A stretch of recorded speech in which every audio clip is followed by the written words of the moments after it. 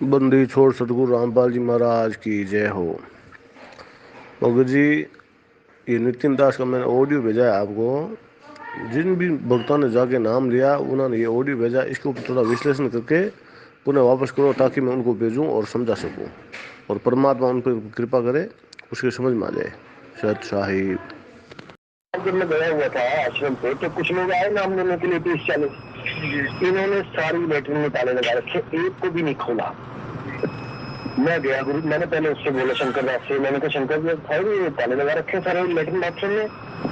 तो कहते गुरु जी से चाबी ले जाके, मैंने गुरु जी से बोला, मैंने कहा गुरु जी चाबी दे ना और जनरेटर चला दूं पानी भरने के लिए। एकदम जैसे कुत्ते जैसे कुत्ता नहीं खाने पड़ता है कटा कुत्ता होता है जैसे एकदम। क्या बात है?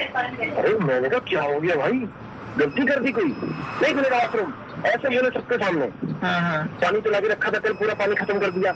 हम यहाँ पानी भरने के लिए बैठे हैं, हम यहाँ लेटरिन साफ करने के लिए। अरे मैंने कहा भैया तुम आश्रम चला रहे हो, लोग तुम्हारे पास आएंगे तो गांड देने कहीं और थोड़ी नहीं जाएंगे। हद कर दी तुमने, कमाल कर दी यार। गुरुओं की क्या हो तुम, इतना दिमाग खराब हुआ मेरा, बताओ यार। मैंने कहा ये हाल है, लोगों के पैसों से तुमने मकान दुकान बनाया सारा, और तुम लोगों के लिए ताले बंद मार के बैठ गए, और तुम क्या करोगे बताओ? हद कर दी। मैंने कहा हो क्या गया इस भाई को, मतलब ऐसा दिमाग खराब मेरा कभी नहीं हुआ कसम से। गुरु हो, गुरु की तरह रहो, गुरु की भी मर्यादा होती है और चेले की भी मर्यादा होती है, ठीक है ना। गुरु का मतलब ये नहीं कि तुमने लगाम लगा दी, तुमने सबको अपने दर्शन कर दिया, ऐसा कुछ नहीं होता ड्रामा। यहाँ तो गुरु बदल देंगे भाई, कौन सी दुनिया में आप लोग, हद कर दी। लोगों के आश्रम में देखो कैसे लोग अपने लेटरिन की सेवा भी ले रखी है लोगों ने। बंदी छोड़ सतगुरु रामपाल जी महाराज जी की जय हो। सत्साई भगत जी। भगत जी किसको समझाएं, कितना समझाएं, कैसे समझाएं, और पिछले 4 साल से 5 साल से समझा ही तो रहे हैं। भगत जी, इंसान को केवल संकेत ही काफी होता है, और जो जानवर की श्रेणी में होता है मानव शरीर प्राप्त करके, उसको समझाना बड़ा मुश्किल होता है, बड़ा दुर्लभ होता है भगत जी। क्योंकि परमात्मा कहते हैं कि समझदार व्यक्ति वो नहीं जो ठोकर खा के समझे। समझदार व्यक्ति असल में वो होता है जो दूसरों की ठोकर से शिक्षा लेके अपना अंगूठा फुड़वाने से बच जाए। तो आप जिस काल प्रेरित रंभदूत के वंशज मदन पंथ की बात कर रहे हैं, और सबसे पहले तो मैं आपको ये बता दूं कि भगत जी ये कोई पंथ वगैरह नहीं है, ये कोई पंथ नहीं है।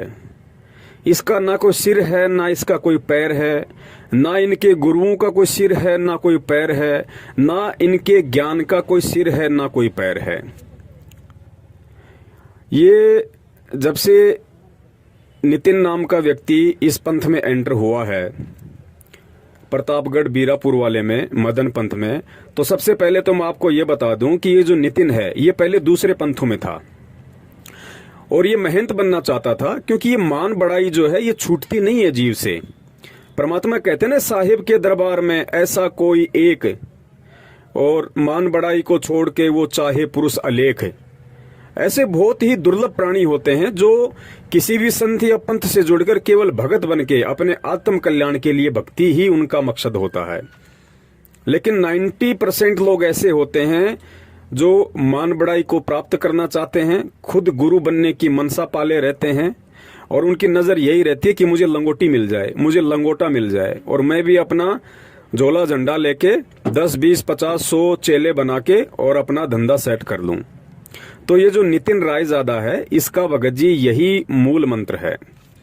और अटपट शुरू कर दी इसने, क्योंकि इसको अच्छे से पता था, क्योंकि जितने भी संत और पंथों के संपर्क में रहा है, जैसे पहले राधा स्वामी वगैरह में भी इसको बताया जाता है, और भी दूसरे संतों के संपर्क में था, तो इतना तो जीव को ज्ञान हो ही जाता है कि भाई वर्तमान में यदि धर्म की आड़ में दुकान चलानी है तो बिना कबीर साहिब जी के नाम के दुकान नहीं चलाई जा सकती। और इसको ये अटपट करने की और ज्यादा पावर कहां से आ गई? ये आ गई परम पूज्य सतगुरु रामपाल जी महाराज जी के सत्संग सुनने से। क्योंकि यथार्थ ज्ञान है, मूल ज्ञान है, पवित्र ज्ञान है, और वर्तमान में सारी पृथ्वी पे एकमात्र कबीर साहिब जी का यथार्थ 13वां कबीर पंथ है। क्योंकि स्वयं कबीर परमात्मा ही सतगुरु रामपाल जी महाराज जी के रूप में धरती पे प्रकट हैं।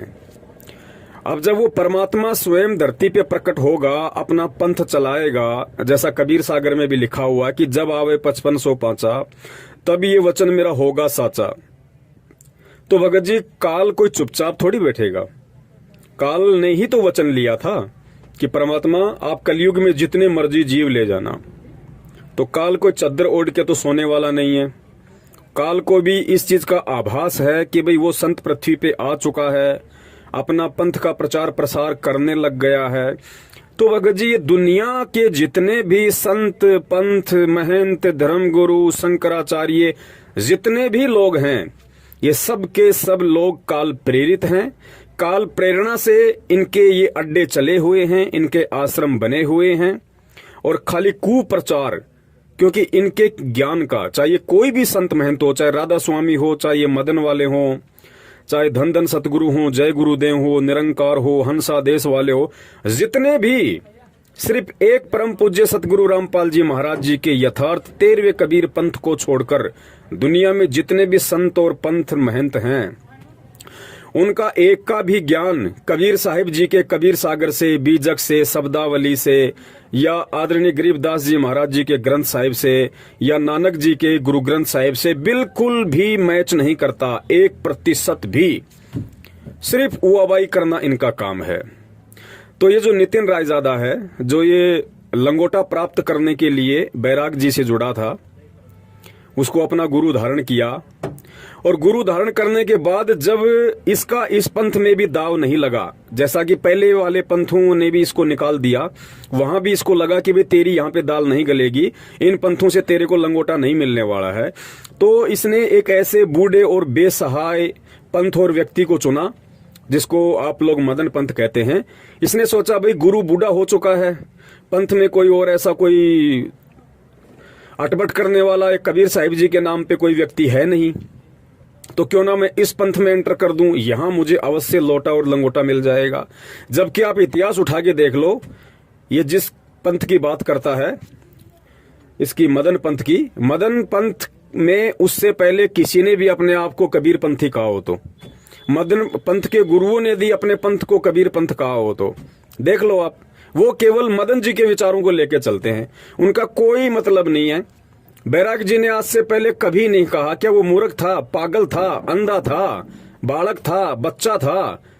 बैराग हो या उससे पहले जितने भी गुरु उस पंथ में थे, उन्होंने कभी नहीं कहा कि हमारा पंथ 13वां पंथ है या हमारा पंथ कबीर जी का पंथ है। ठीक है, बेचारे परंपरागत जो डफली पीटते आ रहे हैं, जितने भी संत महंत हैं, जो अपना राग अलापते आ रहे हैं, जैसे उनको गुरुवाई मिलती रहती है, एक घर का लोटा लंगोटा समझ के जिस प्रकार से वो अपना आश्रम चलाते आ रहे थे, वो इस तरीके से अपना सिस्टम उनका चलता आ रहा था। इस भाई ने आके अपना सिक्का जमाने के लिए थोड़ा अलग से अटपट शुरू कर दी कि भाई मूल ज्ञान केवल हमारे पास है, मदन पंथ के पास है मूल ज्ञान, और यथार्थ 13वां कबीर पंथ हमारा मदन पंथ है। इसने ये अटपट शुरू कर दी, जबकि हकीकत ये है कि भगत जी इनके पास मूल ज्ञान की तो छोड़िए, इनके पास केवल 2 ज्ञान है। पहला ज्ञान तो है इनके पास में भूल ज्ञान, और दूसरा है सूल ज्ञान। भूल ज्ञान मैं इसलिए कह रहा हूं इनकी अटपट को, क्योंकि ये खुद भूले भटके हुए हैं। इनको अध्यात्म का एडी से चोटी तक कहीं इनको कुछ नहीं पता, इनको ना नीचे का पता ना ऊपर का पता। अटपट तो कोई भी कर लेता है, अनजान व्यक्ति भी अटपटी तो करता है। तो इनका ये भूल ज्ञान है, क्योंकि ये बिल्कुल कबीर साहिब जी की शिक्षा से, कबीर साहिब जी के मार्ग से, कबीर साहिब जी के नियम से, कबीर साहिब जी के मंत्रों से ये लोग भटके हुए हैं, इन्हें कुछ नहीं पता। दूसरा सूल ज्ञान मैं इसलिए कहता हूं क्योंकि इनसे जो जुड़ेगा अज्ञानता में, मूर्खता में, नादानी में, उसको अंत में काल भगवान सूली पे चढ़ाएगा, नंगा करके गुदा के बल भाला चढ़ाएगा और मुंह से निकलेगा, उसको कहते हैं सूली तोड़ना। तो इनको अंत में काल भगवान इस सूल ज्ञान के आधार से, जो ये भूल में जो ये सूल ज्ञान ले रहे हैं, मूल ज्ञान समझ के इनको काल सूली पे चढ़ाएगा। तो मुझे इनकी आने वाले समय में जो इनकी दयनीय दशा मेरी आंखों के सामने घूम रही है, जिस प्रकार काल इनको अपने लपेटे में ले रहा है, मुझे बड़ा दुख होता है, बड़ी पीड़ा होती है कि काल देखो कितना तांडव इस समय पृथ्वी पे मचा रहा है, और मकसद उसका केवल एक ही है कि हर संभव साम दाम दंड भेद कोई भी नीति अपना के इस पृथ्वी पे वर्तमान में 8 सितंबर 1951 के दिन जो कबीर परमात्मा प्रकट हो चुका है संत रामपाल जी महाराज जी के स्वरूप में, और आगे चल के वो जो अपना पंथ चलाएंगे, पंथ का प्रचार प्रसार करेंगे, तो भाई उसको मैं रोकूं, उसमें मैं व्यवधान डालूं, उसमें मैं बाधा उत्पन्न करूं। अब वैसे तो पूज्य गुरुदेव जी ने भगत जी हर एक चीज खोल खोल के बता दी है, क्योंकि आप सब जानते हैं कि हिंदू धर्म हो, चाहे मुस्लिम धर्म हो, चाहे सिख धर्म हो, चाहे जैन धर्म हो, अगर इन धर्मों से भी अगर वास्तविक भक्ति साधना को किसी ने निकाल के दिया है, पूरी दुनिया के सामने सार्वजनिक किया है, तो केवल परम पूज्य सतगुरु रामपाल जी महाराज जी ने किया है। और आज ये नितिन रायजादा जी जो अपनी अटपट करके अपने स्वार्थ के लिए भोले जीवों को गुमराह करके जो मूल ज्ञान का ठेकेदार बन रहा है, इससे पूछो कि जिस समय परम पूज्य सतगुरु रामपाल जी महाराज जी के स्वरूप में कबीर परमात्मा ने धरती पे प्रकट होके जो यथार्थ 13वां कबीर पंथ चला दिया था, यथार्थ मूल ज्ञान देना शुरू कर दिया था, मूल मंत्र देने शुरू कर दिए थे, तब तक तो मेरे हिसाब से भगत जी इसको ढंग से अंडरवियर भी पहननी नहीं आती थी, इसको पेशाब और पोटी करने का भी ढंग से ज्ञान नहीं था। अब बाकी ठेकेदार तो कोई भी बन जाओ, आज मैं पूज्य गुरुदेव जी से जुड़ा हुआ हूं, कल को मैं भी अपने मन में उनके प्रति दोष पैदा करके, अपने मन में कोई स्वार्थ पैदा करके मैं भी भगत जी अपना अलग से पंथ लेके बैठ जाऊंगा, क्योंकि इतना ज्ञान तो मुझे भी दे दिया परमात्मा ने।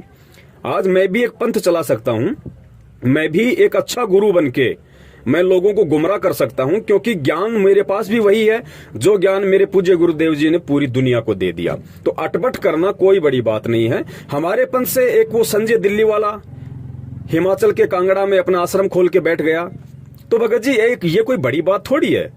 ज्ञान हो जाने के उपरांत यदि जीव के संस्कार कमजोर हैं तो वो पंथ लेके बैठ सकता है, कोई बड़ी बात नहीं है। लेकिन आगे चल के उस जीव के साथ में क्या गुजरेगी, काल कैसे उसको सूली पे लटकाएगा, ये भी एक विचारणीय विषय है, ये भी हमने सोचना पड़ेगा। और मुझे तो तरस आ रहा है, हमारे एक भूतपूर्व गुरु भाई भगत रामेश्वर जी जांगीड़ जोधपुर से, जो कि पेशे से डॉक्टर हैं, नशा मुक्ति केंद्र चलाते हैं, एनजीओ भी वो चलाते हैं, और काफी समय से मैं उनके संपर्क में था। लेकिन मुझे परमात्मा ने पहले ही आभास करवा दिया था, भगत जी एक परमेश्वर ने मुझे कॉमन सेंस दी हुई है। मैं व्यक्ति से 10-15 मिनट की मुलाकात में ही ये निर्णय कर लेता हूं कि ये व्यक्ति लंबी रेस का घोड़ा है कबीर परमात्मा की भक्ति का, या फिर छोटी रेस का घोड़ा है। तो मुझे रामेश्वर जी का आज से काफी वर्ष पहले ही ये आभास हो गया था कि ये लंबी रेस के घोड़े नहीं हैं, क्योंकि आदमी के विचार, उसकी सोच, उसकी विचारधारा, बोलने चालने का तरीका, गुरु जी के बताए अनुसार जो क्रिया, जो नियम है, उनमें वो कितना चल पा रहा है, कितना अपने जीवन में उतारता है, कथनी और कथनी में कितना अंतर है, ये मुझदास को अच्छे से पता था। तो इसीलिए मेरा उनसे कभी भी मन नहीं मिला, कभी भी मैं उनसे कोई राय मशवरा, ऐसी कोई बातचीत वगैरह नहीं हुआ करती थी। कभी कभार फोन आ गया तो बातचीत वगैरह हो जाया करती थी। तो मैं तो दुखी इस बात को लेके हूं, जब से मुझे ये पता चला है कि रामेश्वर जी ने अपने पिताजी की बरसी पे उस रंभदूत के वंशज काल प्रेरित नितिन रायजादा को बुलवा के वहां पे कोई सत्संग के नाम पे कुसंग करवाया है। और जितने भी लोग उसके संपर्क में होंगे, क्योंकि रामेश्वर जी ने परमपिता परमेश्वर जी की शरण में रह के जितने समय तक खुद भक्ति की और जितनी आत्माओं को उनसे जोड़ा, वो तो पुण्य उनके अकाउंट में है। लेकिन अब वो क्या कर रहे हैं, जितनी तेजी से उन्होंने अपने पुण्य खुद भक्ति करके और अन्य आत्माओं को परमपिता परमेश्वर सतगुरु रामपाल जी महाराज जी से जोड़ के कमाया था, जो अर्जित किया था, अब काल क्या करवा रहा। देखो, यही शिक्षा हमें गुरुदेव देते हैं कि बच्चों, जिस दिन तुम्हारा अपने गुरुजी के प्रति या इस भक्ति के प्रति अगर मन में जरा सा भी विक्षेप पैदा हो गया, मन में जरा सा भी दोष पैदा हो गया, या तुम्हारे मन में यदि ऐसा कोई कुविचार या ऐसे कोई भाव प्रकट हो गए कि मैं महंत बनूं, मैं गुरु बनूं, या ये गुरु गलत है, ज्ञान गलत है, उसी दिन काल आपको सूली पे लटका देगा और आपके उल्टे विचार, उल्टी विचारधारा, उल्टी सोच, सब कुछ ऐसी कर देगा जैसा आप पहले कभी जगत में रह के सोचा करते थे। तो जितनी तेजी से इन्होंने 5-4 साल सतगुरुदेव जी के शरण में रह के उनके चरण कमलों में बैठ के जो भक्ति अर्जित की, जो सेवा की, उससे भी ज्यादा और तेज गति से अब काल भगवान इस रंभदूत के वंशज नितिन रायजादा के माध्यम से उस आत्मा को खाली करने लग गया। उसके सर पे पापों का बोझ डालना शुरू कर दिया। वो गठड़ी उसकी कांख में डाल दी और धीरे धीरे पाप कर्म रूपी वजन उसके अंदर भरना शुरू कर दिया। तो हमें दुख भी होता है कि एक ऐसी आत्मा जो काफी समय से परमात्मा के संपर्क में थी और अच्छे उनके विचार थे, अब यही चीजें हमें गुरुजी समझाते हैं कि बेटा अपने गुरु के अलावा यहाँ पे किसी को भी देख के नहीं चलना है।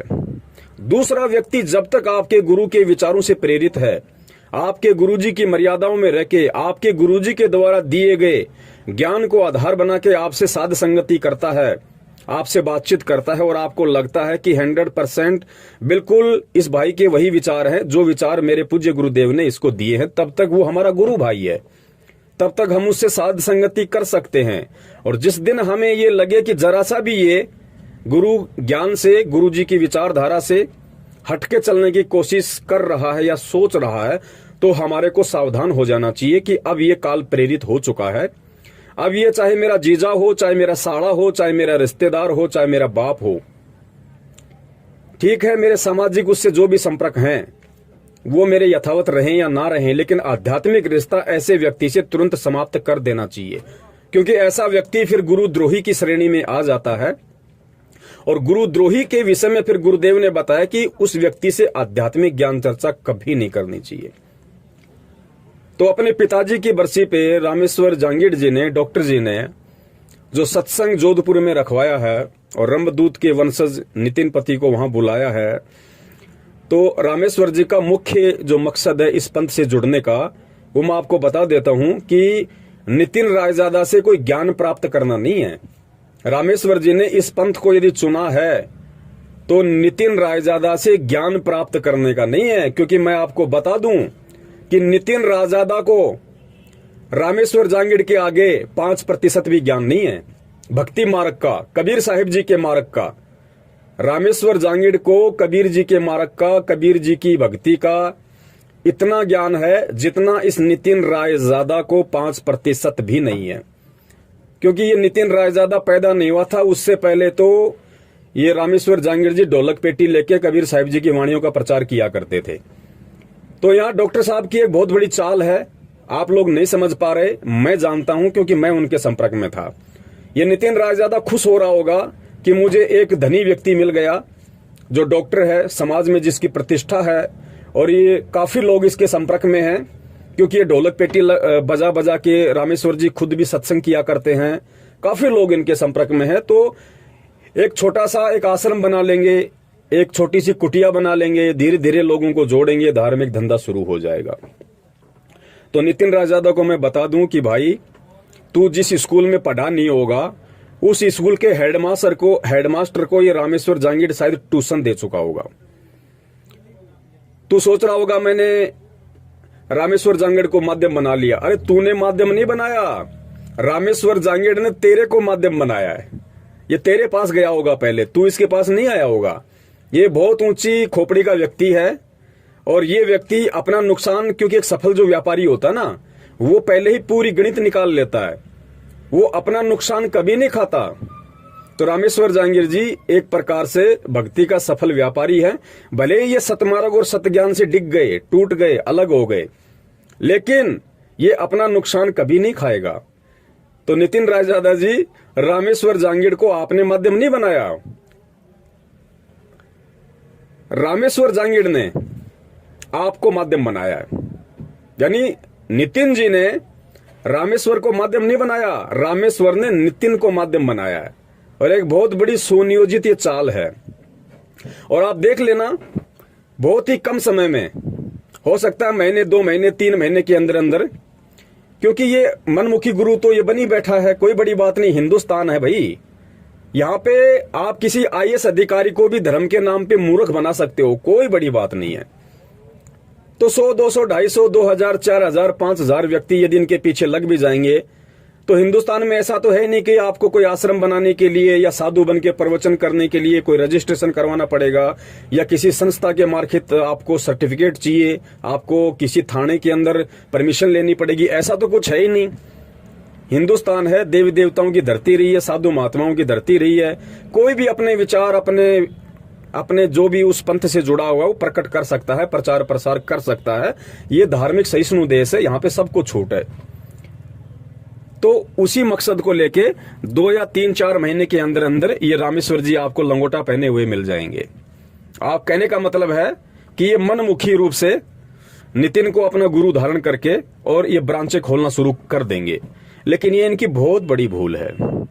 रामेश्वर जी को समझना चाहिए कि जब इस नितिन रायजादा की दाल ना तो किसी राधा स्वामी पंथ में पहले गली, ना इस मदन पंथ में इसकी दाल गली, और मदन पंथ के वर्तमान जो संचालक हैं, वैराग्य जी जिनको कहा जाता है, वैराग्य साहिब जिनको कहा जाता है, वैराग्यपति, उन्होंने भी धक्के मार के प्रतापगढ़ से इसको नितिन को निकाल दिया है, क्योंकि इसने अपने गुरु को कुत्ता कह दिया। अब बताइए, ये रामेश्वर जी को विचार करना चाहिए कि जो नितिन रायजादा अपने गुरु वैराग्यपति को कुत्ता कह के संबोधित कर सकता है कि गुरुजी ऐसे चिल्लाए जैसे कोई पागल कुत्ता चिल्लाता है। सुनिए ये ऑडियो। अब पुण्यात्मा विचार करो, जो व्यक्ति अपने गुरु को, अरे गुरु क्या होता है, अगर इसने वास्तव में अपने आत्म कल्याण के लिए, मुक्ति के लिए अगर वैराग्यपति को अपना गुरु धारण किया था, तो पुण्यात्मा गुरु क्या होता है? गुरु होता है मार्गदर्शक, गुरु होता है माँ से बड़ा, गुरु होता है बाप से बड़ा, गुरु विश्व की सबसे बड़ी संपत्ति होती है भगत के लिए। और गुरु के ऊपर तो भगत अपना कतरा कतरा न्योछावर कर देता है। और कहते हैं सिर साटे की भक्ति है और कछु नहीं बात, सिर के साटे हरी मिले तो भी सस्ता जान, ऐसी कुछ वाणी है परमात्मा की। अरे और इसने कहता है कि मैं कबीर पंथी हूं, हमारा पंथ 13वां कबीर पंथ है, मदन पंथ। अब अगर 13वां कबीर पंथ मदन पंथ है तो मदन पंथ का संचालक कौन होगा? कबीर होगा, क्योंकि कबीर सागर में धर्मदास जी के माध्यम से परमात्मा ने लिखवा दिया था कि 13वें कबीर पंथ का संचालक मैं स्वयं होऊंगा। तो मदन पंथ अगर 13वां पंथ है इनकी अटपट के हिसाब से, तो मदन पंथ का जो संचालक है वर्तमान में, क्योंकि 5505 वर्ष 1997 में पूरे हो चुके हैं, और 97 में तो कबीर परमात्मा को धरती पे आना था, पंथ को चलाना था। तो आज चल रही है 2021, और ये जुड़ा था आज से 4-5 साल पहले, लगभग 14-15 में मदन पंथ से। और 1997 में ही अपनी वाणी के अनुसार कबीर परमात्मा को धरती पे आके पंथ चलाना था। तो जाहिर सी बात है, इनके अनुसार, इनकी अटपट के अनुसार मदन पंथ के जो संचालक हैं वैराग्यपति, वो स्वयं वो कबीर हैं। और उस कबीर को ये कहना नितिन रायजादा के द्वारा कि गुरुजी ऐसे चिल्लाए जैसे पागल पागल कुत्ता चिल्लाता है, तो ये ऑडियो सुनने वाले को, वीडियो सुनने वाले को ये विचार करना चाहिए कि आप किस पागल व्यक्ति के पीछे और अपने आत्म कल्याण के लिए आप उनसे जुड़ रहे हैं, और जुड़ के वो खुद कहां जाएगा और आपको कहां लेके जाएगा। तो भाई ये सारी जो कोशिश हो रही है वर्तमान में, जितना भी ये प्रयास है, और एक मदन पंथ ही कोई बड़ी बात नहीं है। मदन पंथ तो दिखाई भी नहीं देता दुनिया में, जितने बड़े बड़े संत और पंथ हैं, मदन पंथ का तो कोई लेखा जोखा ही नहीं है। ये दुनिया के जितने भी पंथ हैं, संत हैं, महंत हैं, ये सब के सब वर्तमान में कुछ तो लग चुके हैं, कुछ लग जाएंगे, और इनका ध्यान, इनका जोश, इनकी शक्ति, इनकी भक्ति केवल सतगुरु रामपाल जी महाराज जी के द्वारा संचालित यथार्थ 13वें कबीर पंथ को ही समाप्त करने की, नष्ट करने की, खंडित करने की इनकी कोशिश रहेगी। और केवल ये कोशिश ही करते रहेंगे, कामयाब तो हो ही नहीं सकते, क्योंकि जब सबका बाप कबीर धरती पे प्रकट है संत रामपाल जी के रूप में, तो इन 2 कौड़ी के जीवों की क्या औकात। जब काल उस परमात्मा के सामने थर-थर कांपता है, तो ये काल प्रेरित लोगों की, इन 2 कौड़ी के जीवों की क्या औकात है जो परमात्मा के पंथ का बाल भी इधर से उधर कर दें। लेकिन काल तो कोशिश करेगा ना, उसका तो काम है कोशिश करना। और इस कोशिश में जो कमजोर संस्कार के जो प्राणी होते हैं, जो कमजोर भक्ति संस्कार के जीव होते हैं, वो फिसल जाते हैं, तो उनको काल अपने खेमे में ले लेता है। और अंत में फिर दुर्गति उन संतों की भी करता है, उन महंतों की भी दुर्गति करता है। आसाराम जी की दुर्गति कर दी, धन धन सतगुरु की दुर्गति कर दी, और आपकी आंखों के सामने दिखा देंगे बाकी जो संत महंत हैं उनकी भी हो जाएगी दुर्गति। अब आपके मन में सवाल पैदा होगा, फिर रामपाल जी भी तो जेल में बैठे हैं। भैया ये सारी लीलाएं परमात्मा वही कर रहे हैं जो आज से 650 साल पहले थी। इन चीजों को केवल परमेश्वर के ज्ञान को आधार बना के समझा जा सकता है, कबीर सागर को आधार बना के समझा जा सकता है, गुरु ग्रंथ साहिब को आधार बना के समझा जा सकता है, सदग्रंथ साहिब को आधार बना के समझा जा सकता है। अगर अपने चरम दृष्टि से आप संत रामपाल जी को भी जेल में देखोगे और यदि कंपेयर करोगे धन धन सतगुरु श्री राम रहीम जी के साथ या आसाराम जी के साथ में, आप कभी भी अध्यात्म को नहीं समझ पाओगे। तो जितने भी जोधपुर के या आसपास के जो भगत भाई बहन हैं जो डॉक्टर रामेश्वर जी के संपर्क में हैं, और जो लोग भूलवश अज्ञानतावश अपने कमजोर भक्ति संस्कारों वश यदि उनको लगता है कि हमें इस पंथ में जुड़ना चाहिए, हमारा यहाँ से मोक्ष हो जाएगा, तो भाई मैं उन्हें बता देता हूं कि तुम्हारा बाप अभी धरती पे जिंदा है। अपने पतिव्रता धर्म को खंडित मत करो। वही बात है, एक कोई लड़का था, उसकी शादी हो गई किसी मास्टरनी के साथ में। शादी हुई, शादी के कुछ दिन बाद में मास्टर जी की जो मास्टरनी थी, जो उसकी वाइफ थी, उसकी किसी इलेक्शन में ड्यूटी लग गई। अब महीना 1.5 महीना उसको अपने पतिदेव से दूर रहना पड़ा। अब जो वो लड़का था वो ज्यादा पढ़ा लिखा नहीं था। अब हुआ क्या कि मास्टर जी ने, जो मास्टरनी जी थी, उसने एक लेटर लिखा अपने पतिदेव के नाम, और लेटर में लिखा कि जी मैं क्या करूं, मैं तो बड़ी परेशान हूं और आपसे दूर होके, आपसे बिछुड़ के, आपके वियोग में मुझे तो ऐसा लग रहा है जैसे मैं तो विधवा सी हो गई। आपसे दूर होके मैं तो बिल्कुल विधवा ही हो गई। ऐसा कुछ लिख के उसने लेटर को पोस्ट कर दिया। अब लेटर उस मेरे जैसे मूर्ख भाई के हाथ लगा। भाई ने लेटर पढ़ा तो खुश हुआ कि भाई घरवाली का लेटर आया है। जैसे ही लेटर उसने पढ़ना शुरू किया और लिखा कि जी मैं तो आपसे दूर होके विधवा हो गई, मतलब उसने तो बेचारी ने अपने भाव प्रकट किए कि मेरे तो हालत आपसे दूर होके ऐसी हो गई जैसे बिना पति के किसी विधवा औरत की होती है। तो कहा जी मैं तो आपसे दूर होके विधवा हो गई। तो वो जो भाई था वो जोर जोर से रोने लग गया, चिंगाड़ मार मार के। अब आसपास के आड़ोसी पाड़ोसी आए, उन्होंने उसको शांत किया बड़ी मुश्किल से और कहा भाई बात क्या है वो तो बता, चिल्ला क्यों रहा यार अचानक से। तो उसने लेटर हाथ में पकड़ के कहा कि मेरी पत्नी विधवा हो गई, मास्टरनी तो विधवा हो गई। तो लोगों ने कहा रे नालायक, तेरे को किसने कह दिया मास्टरनी विधवा हो गई? अभी तो तू जिंदा है ना। अरे जब तक तू जिंदा है तो मास्टरनी विधवा कहां से हो जाएगी नालायक? तो बोला इस लेटर में लिखा हुआ है। तो गांव वालों ने लेटर को पढ़ा, सोचा समझा और बोला रे नालायक, इस लेटर में उसके लिखने के भाव क्या है उनको समझ। तो भाई ये हालत जितने भी जोधपुर के आसपास के हमारे जो भगत भाई बहन हैं, जो पहले संत रामपाल जी महाराज जी से जुड़े हुए थे या वर्तमान में जुड़े हुए हैं, और जो व्यक्ति ये जो मूल ज्ञान का ठेकेदार जो बना हुआ है, मदन पंथ से धक्के खा के बाहर निकला हुआ, अपने गुरु को कुत्ता कह के उस पंथ से निष्कासित किया हुआ व्यक्ति नितिन रायजादा, और इसकी जो ये चिट्ठी लोग जो ये पढ़ रहे हैं जिसमें अटपट लिखी हुई है, भाई इस चिट्ठी को पढ़ के थोड़ा सा विवेक लगाओ। खाली किसी की मीठी मीठी वाणियों को या किसी की अटपट को सीधा स्वीकार मत करो। परमेश्वर ने आपको इंसान बनाया है, मालिक ने आपको बुद्धि दी है, आपको सद्बुद्धि दी है। अरे वो जो बातें बोल रहा है गीता जी के अध्यायों को लेके या अन्य किसी भी तरह की अटपट जो कर रहा है, उसकी छोटी सी ऑडियो मुझे किसी भगत भाई ने भेजी है 15 मिनट की, जोधपुर के, उसने जो भी मतलब वो कुसंग किया है। अब मैं उसका विस्तार से खुलासा करूंगा, तो आप लोग विचार करना। आपको परमात्मा ने मानव शरीर दिया, भाई विचार करो, शब्दों पे ध्यान दो, वाणियों पे ध्यान दो।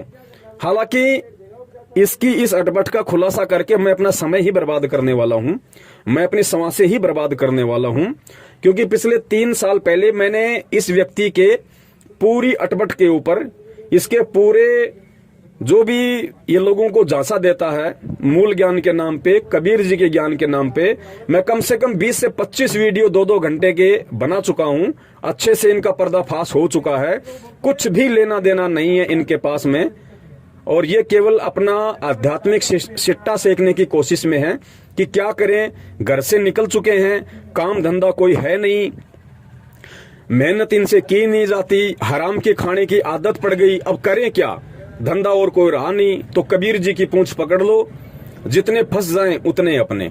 बस ये इनकी कोशिश है, काल इनके साथ है, काल का पंजा इनके सिर पे है। तो मेरे कहने का मतलब ये है कि भाई विचार करना, मानव बुद्धि प्राप्त है तुम्हें, आध्यात्मिक मार्ग होता है पतिव्रता मार्ग। अगर गुरु बनाओ तो सोच समझ के बनाओ। गुरु 50 नहीं बनाए जाते। वो दत्तात्रेय जी जैसा समय नहीं है अब। अरे उस समय तो परमात्मा की हम पहचान नहीं कर सकते थे। उस समय हमारे पास में कोई सदग्रंथों का ज्ञान नहीं था, कोई सदग्रंथों को समझाने वाला नहीं था, धरती पे कोई तत्वदर्शी संत नहीं था।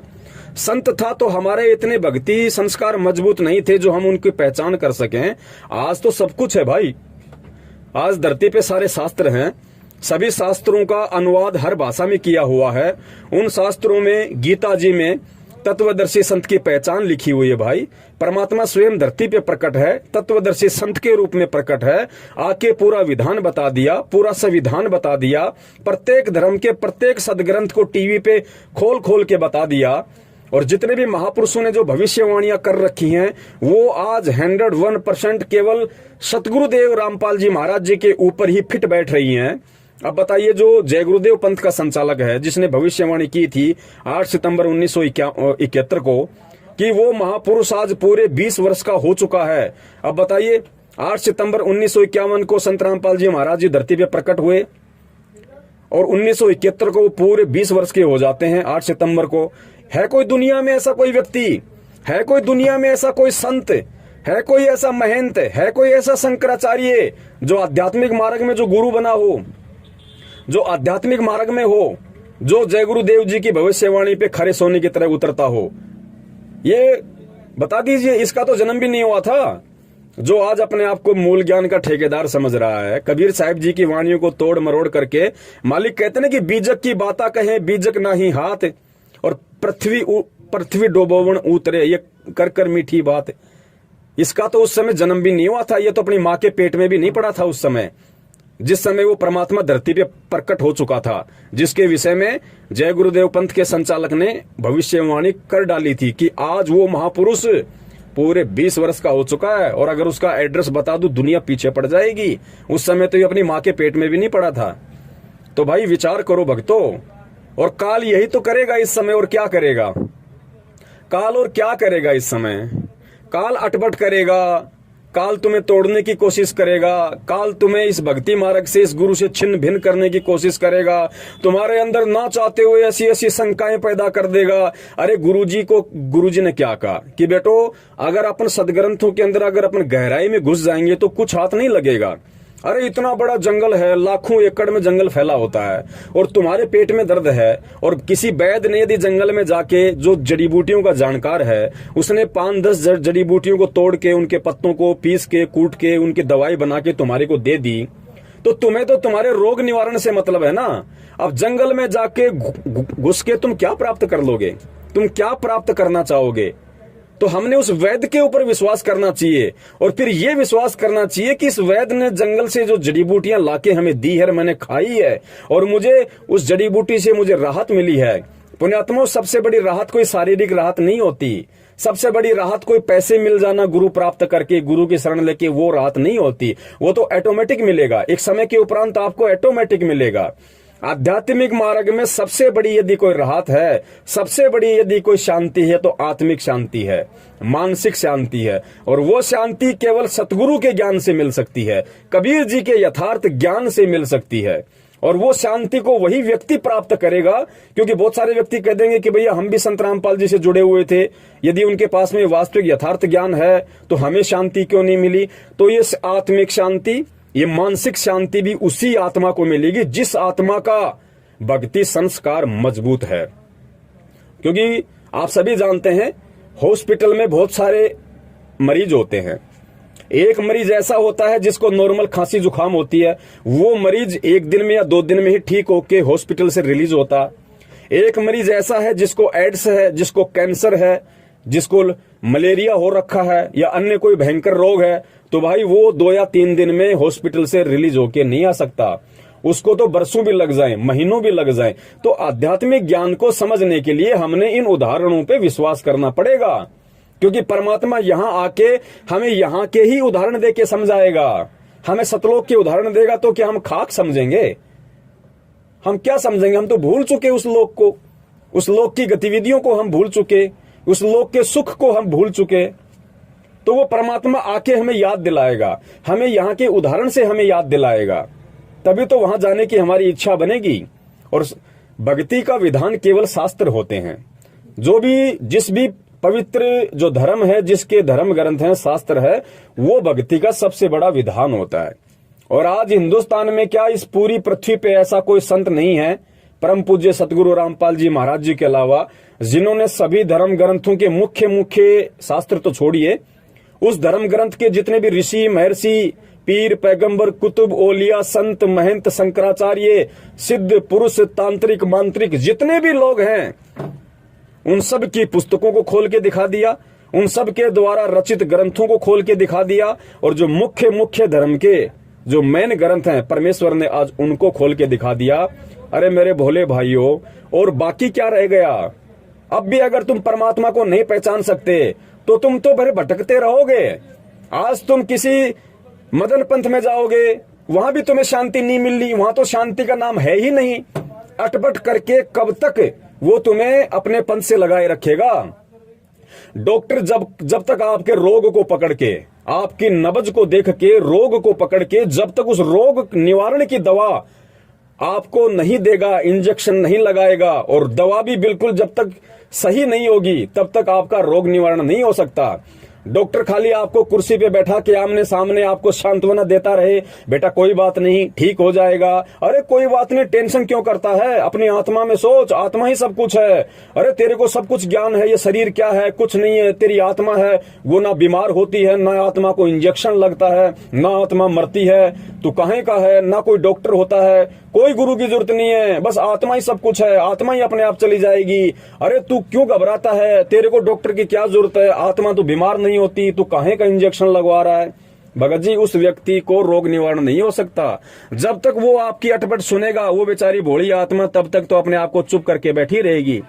लेकिन जैसे ही उसका ध्यान फिर उस रोग के ऊपर जाएगा, और जब वो रोग उसको पीड़ा देना शुरू करेगा, फिर वो कहीं और भगेगा, फिर छोड़ के भगेगा, क्योंकि आपने कोई भान तो लिया नहीं, एग्रीमेंट आपने उस व्यक्ति से कोई कर नहीं लिया, एफिडेविट आपने कोई लिखवा नहीं लिया कि भाई आप केवल मेरे ही शरण में रहोगे, मेरे ही पंथ में रहोगे और कहीं नहीं जाओगे। क्योंकि ये तो अपनी सोच का मार्ग है, ये तो अपने बुद्धि और विवेक का मार्ग है, ये ज्ञान मार्ग है, इसमें कोई किसी के पीछे बंध के तो रह नहीं सकता। तो आज नहीं तो कल, 2 दिन बाद फिर वो व्यक्ति वहां से टूट के जाएगा। तो कहां उसको आत्मिक शांति मिली, कहां उसको मानसिक शांति मिली? मानसिक और आत्मिक शांति का एकमात्र केंद्र पूरी दुनिया में यथार्थ 13वां कबीर पंथ, और 13वां कबीर पंथ केवल स्वयं कबीर ही चलाएगा। अपने गुरु को कुत्ता कहने वाला तो भगत जी काल का पंथ चलाने के लायक भी नहीं है।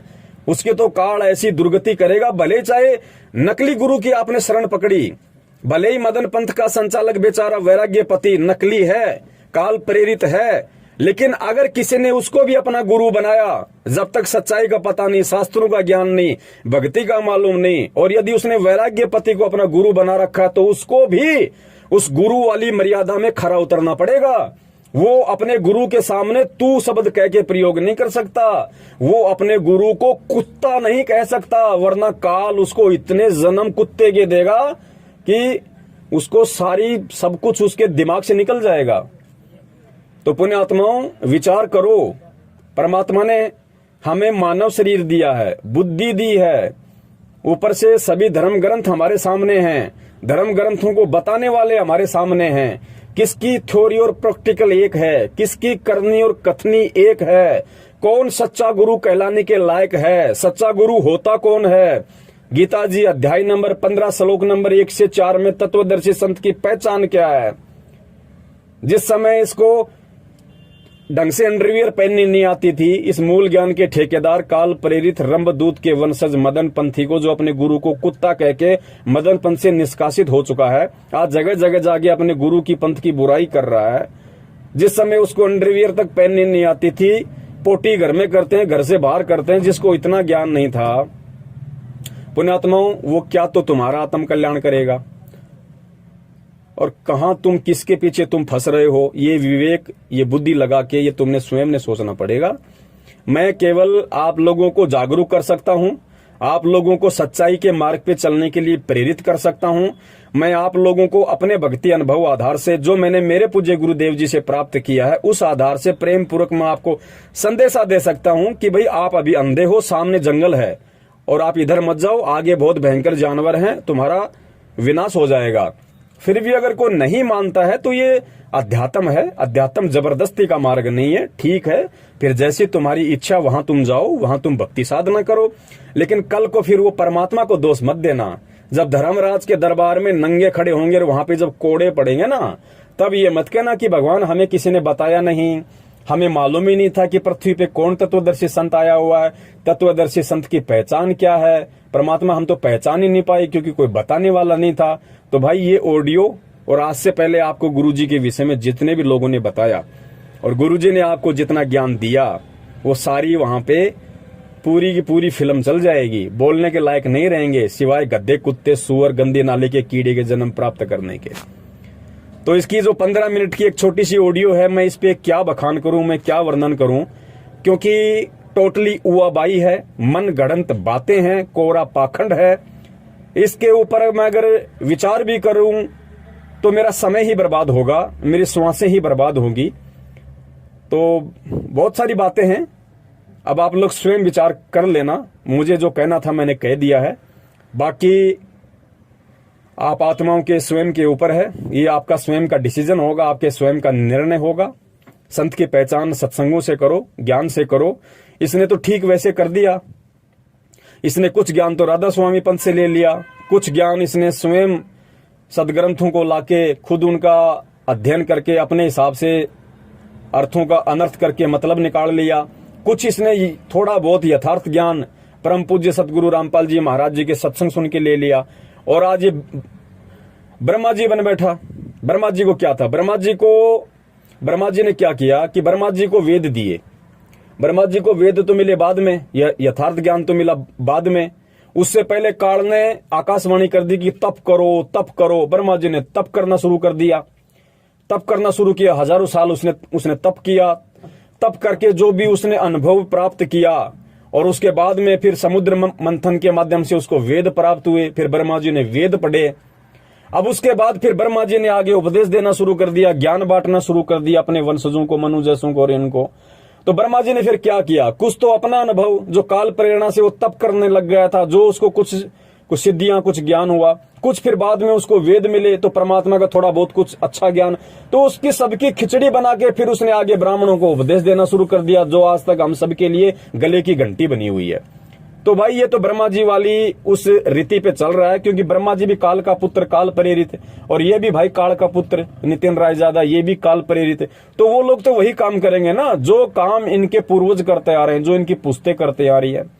अब समझना तो भाई तत्वदर्शी संत के शरण में आके, उसके सत्संग सुन के, और परमेश्वर से सद्बुद्धि की भीख मांग के कि परमेश्वर हमें आपके वचन समझ में आए, हम आपके इशारों को समझ पाए, हम आपके सत्संगों के मर्म को समझ पाए। उस हिसाब से निष्कर्ष तो आपने स्वयं निकालना पड़ेगा। इतना तो आपने खुद ही करना पड़ेगा। क्यों करना पड़ेगा?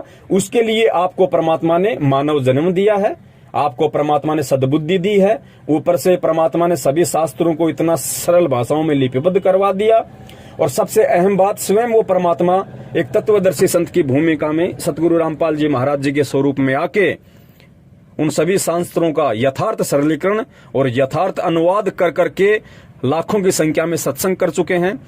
ज्ञान गंगा, भक्ति से भगवान तक, कबीर सागर का सरलार्थ, बहुत सारी पुस्तकें परमात्मा ने अपने कर कमलों से रच दी हैं। तो अब भी अगर आप हलवे में और गोबर में अंतर नहीं कर पाओगे, और गोबर का रंग देख के कि भाई हरा हरा, चिकना चिकना, कहीं ये तो हलवा नहीं है, अगर आप गोबर खाना चाहोगे तो फिर ये आपकी अपनी मूर्खता होगी।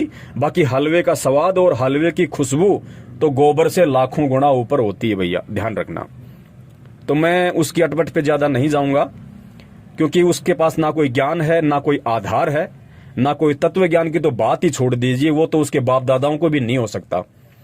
बाकी जो जोधपुर के आसपास की आत्माएं हैं, जो भ्रमित होने की कोशिश में हैं या जिनको भ्रमित करने की कोशिश की जाएगी, और जोधपुर वाले रामेश्वर जी के लिए भी मैं कह देता हूं कि देखिए, जब तक आपका और हमारा रिश्ता था तब तक था, क्योंकि जब तक हम गुरु भाई थे, एक गुरु के ज्ञान से जुड़े हुए थे, तब तक हमारा रिश्ता था।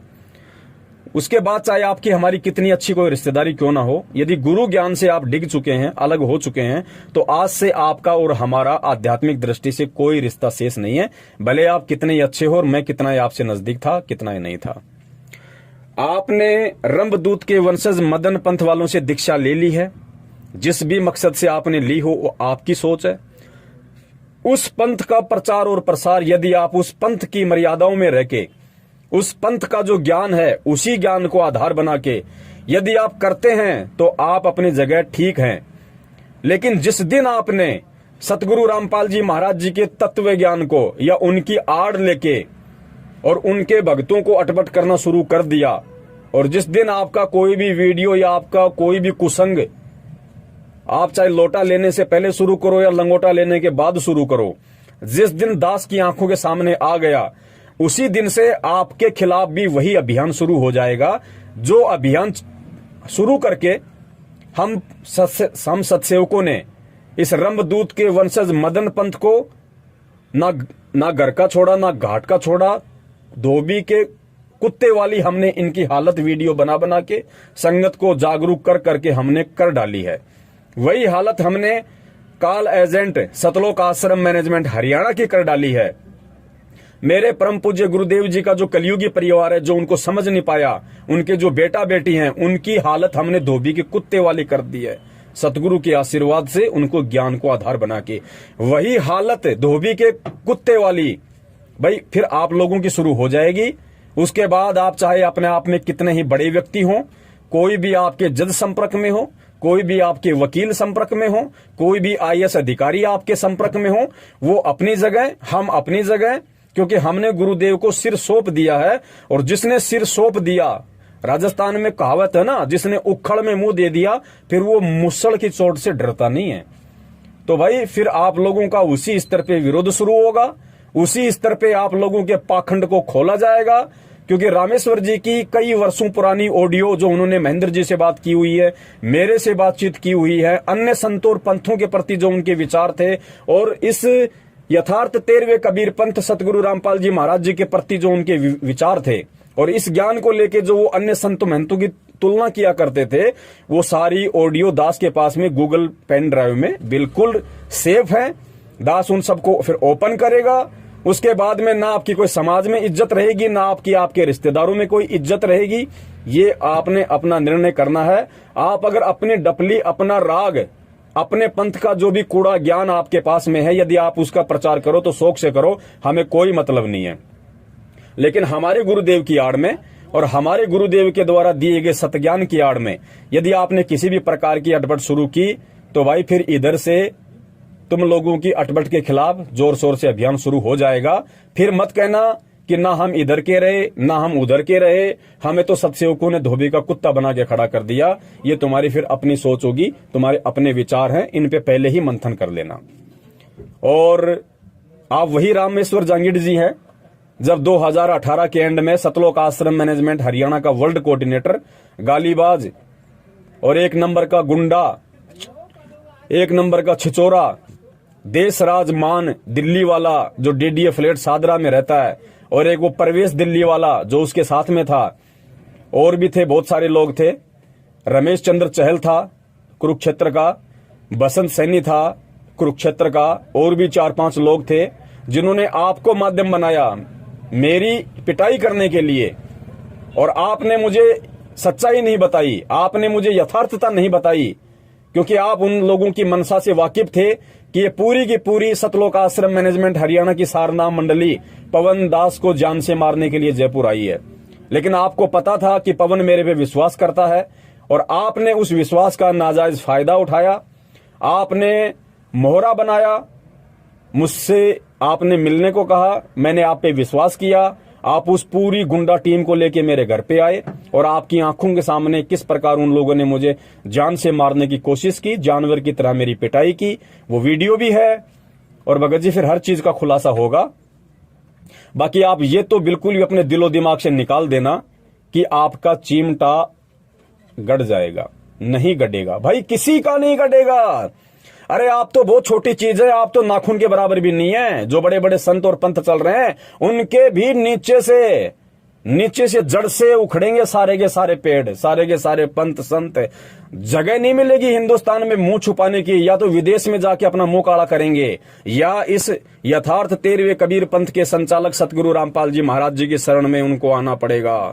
और कोई रास्ता नहीं है। ऐसी वैश्विक परिस्थितियां बदलेंगी, ऐसा घमासान मचेगा, गुरु के अलावा किसी को कोई बचाव का माध्यम नजर नहीं आएगा। सतगुरु के अलावा कोई भी रक्षक नहीं होगा दुनिया में किसी का। मजबूरन लोगों को बरवाला की दीवारों पे आके सिर पटकना पड़ेगा। तो आप ये सोचो कि हम कोई संत बन जाएंगे, पंथ बन जाएंगे, अपना धंधा शुरू कर लेंगे, इसको तो अपने दिलो दिमाग से निकाल देना। और अगर थोड़े बहुत यदि आपके अंदर कोई इंसान वाले यदि वो गुण है, मानवता वाले कोई गुण हैं, तो इन 1 घंटे की ऑडियो पे विचार कर लेना। और विचार करके हो सके तो परमपिता परमेश्वर सतगुरु रामपाल जी महाराज जी से क्षमा याचना करना।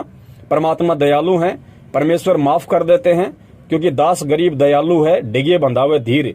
जब परमेश्वर ने हमारी सतलोक की गलती को माफ करते हुए, हम नीचों पर रहम करते हुए इस गंदे लोक में स्वयं आके वापस हमें ले जाने के लिए पूरा प्रयास कर रहे हैं, तो ये कोई बड़ी गलती नहीं है। हम जीव हैं, जीवों से गलती हो जाती है भगत जी। लेकिन जीव यदि जानबूझ के पीव बनने की कोशिश करेगा, फिर भगत जी उसका बक्कल उतरेगा। वो जीते जी भी धोबी का कुत्ता बनेगा, और मरने के बाद तो असली कुत्ता बनेगा ही बनेगा। बंदी छोड़ सतगुरु रामपाल जी महाराज की जय हो। सत साहिब। तन मन शीस ईस अपने पे, तन मन शीस ईस अपने पे, पहलम चोट चढ़ावे जब कोई राम भक्त गत पावे हो जी, जब कोई राम भक्त गत पावे हो जी। तन मन शीस ईस अपने पे, तन मन शीस ईस अपने पे, पहलम चोट चढ़ावे जब कोई राम भक्त गत पावे हो जी, जब कोई राम भक्त गत पावे हो जी। भाई सतगुरु तिलक अजप्पा माला, युक्त जटा रखवावे। सतगुरु तिलक अजप्पा माला, युक्त जटा रखवावे। जत को पीन सत का चोला, भीतर बेख बनावे जब कोई राम भगत गत पावे हो जी, जब कोई राम भगत गत पावे हो जी। भाई लोक लाज मर्याद जगत की, तरण ज्यों तोड़े बगावे। लोक लाज